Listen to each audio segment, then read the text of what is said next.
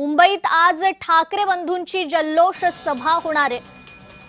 खरं तर केंद्रीय शिक्षण मंत्री धर्मेंद्र प्रधान यांच्या राजीनाम्याचं सेलिब्रेशन करण्यासाठी मुंबईत ठाकरे बंधूंची ही जल्लोष सभा आहे। विषयावर लोकसभा चालू दिली नाही आणि राजीनामा घ्या तरच चर्चा करू अशी भूमिका घेतली अभिजित दिपकेचं आणि त्याच्या सगळ्या त्या सवंगड्यांचं मनापासून अभिनंदन यासाठी करतो की अलीकडच्या काळामध्ये चिकाटी दिसत नाही, आंदोलनं होतात, चिकाटी नाही दिसत। 25-30 दिवस रस्त्यावर राहणं, तिथली कुठेही सुविधा जवळपास काही नाही बरं का।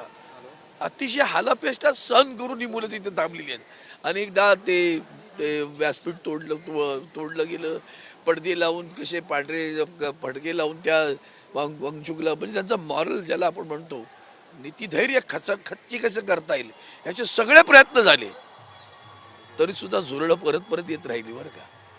हे जे येणं आहे ना त्याने मी अतिशय स्तंभित आहे, कारण मी आंदोलनात आम्ही उभे राहिलो शिवसेनेच्या, पण ही जी चिकाटी आहे ना आंदोलनाची तिला तोड नाही आहे। तुम्ही दांडे मारा, काट्या मारा, आम्ही तिरंगा घेऊन उभे राहणार।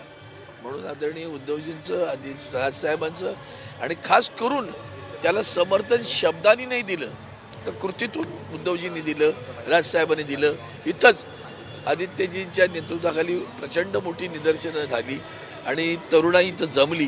त्यांनी सुद्धा एक मोठं बळ की मुंबईच्या आर्थिक राजधानीमध्ये शिवसेना ज्या पद्धतीने उभी आहे ती पाहिल्यानंतर त्यांना आता कळलं की आपल्याला वाकावं लागेल, कमरेत वाकावं लागलं बरं का, नुसती मान्य वाकावं।